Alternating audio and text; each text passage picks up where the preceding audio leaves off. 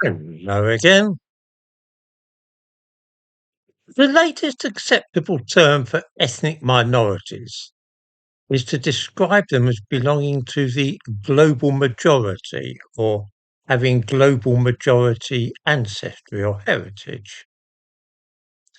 The rationale behind this seemingly innocuous expression is as follows.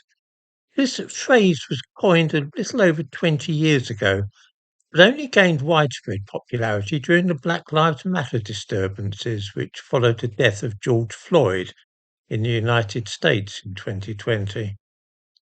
In Britain, it is now rapidly replacing the initialism BAME, or Black, Asian and Minority Ethnic.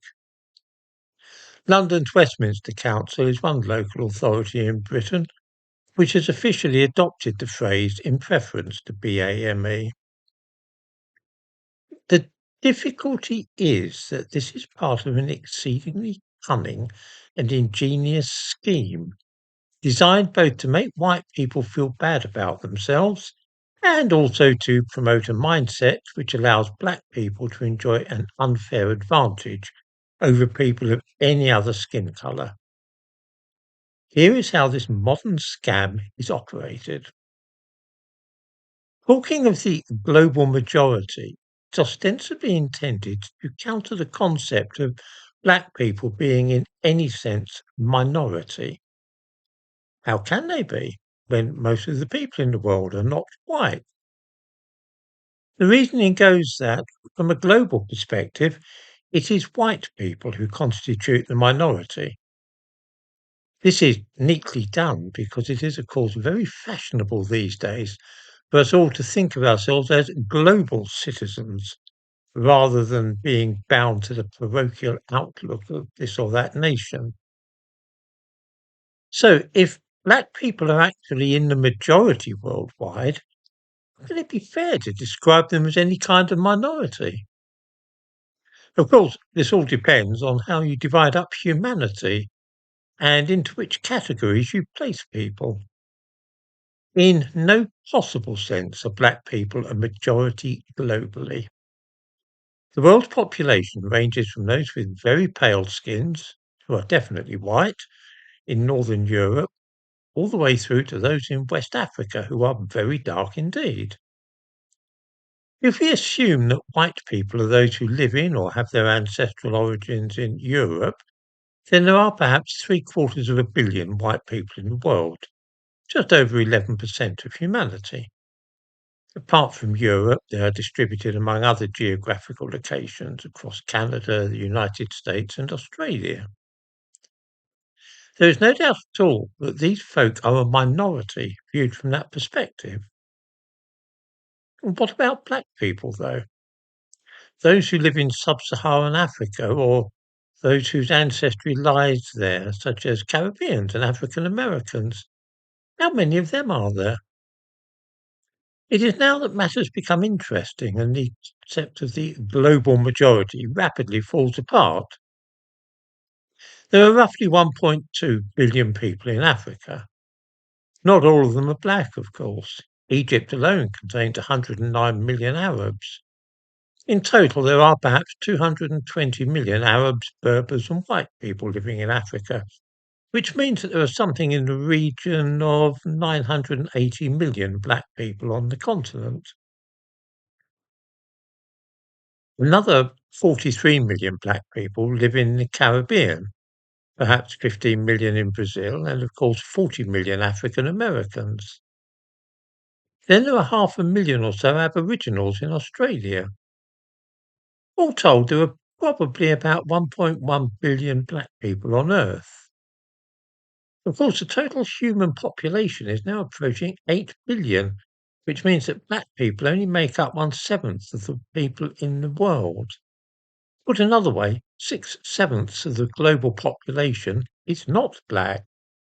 There can be no doubt in the fact that black people are a minority, whether looked at in terms of the populations of Britain or the United States, or even from a global perspective.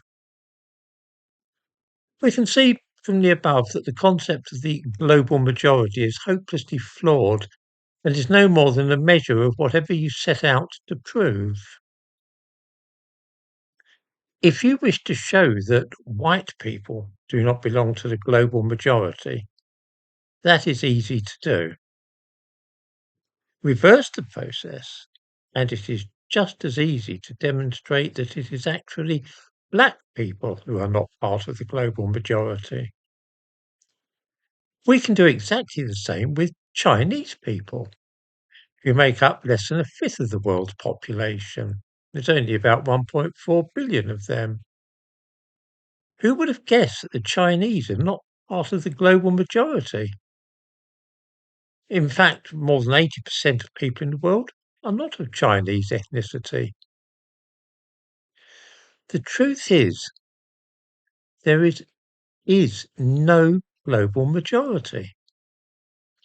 Every skin colour and ethnicity is a minority when looked at from a global perspective. This applies alike to white people, black people, and those of Chinese ethnicity. Having exposed this trick, readers are perhaps asking themselves why such a pointless exercise was devised in the first place, and secondly, why nobody ever draws attention to the foolish nature of this method of categorizing the human race. The first question is answered quite simply. It is no more than a means to allow black people in Britain and the United States an edge when seeking employment, promotion, places in higher education, and so on.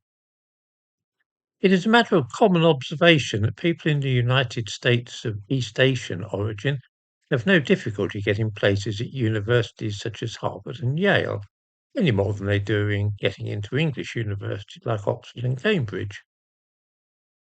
Similarly, Indians in Britain find nothing blocking their path when it comes to higher education, employment, or indeed even becoming Prime Minister. It is black people alone who appear to be the victims of what is sometimes termed institutional or systemic racism.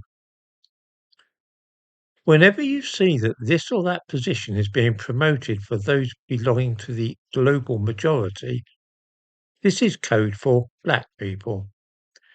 They are the only ones who need a linguistic trick of this kind in order to get on in the world. They are every bit as much a minority globally as us white folk. But by means of the expression global majority, it can be suggested that they really are a majority. As I say, there is no global majority in the world, and any chosen ethnicity can, if taken separately from all the others, quite accurately be described as a minority.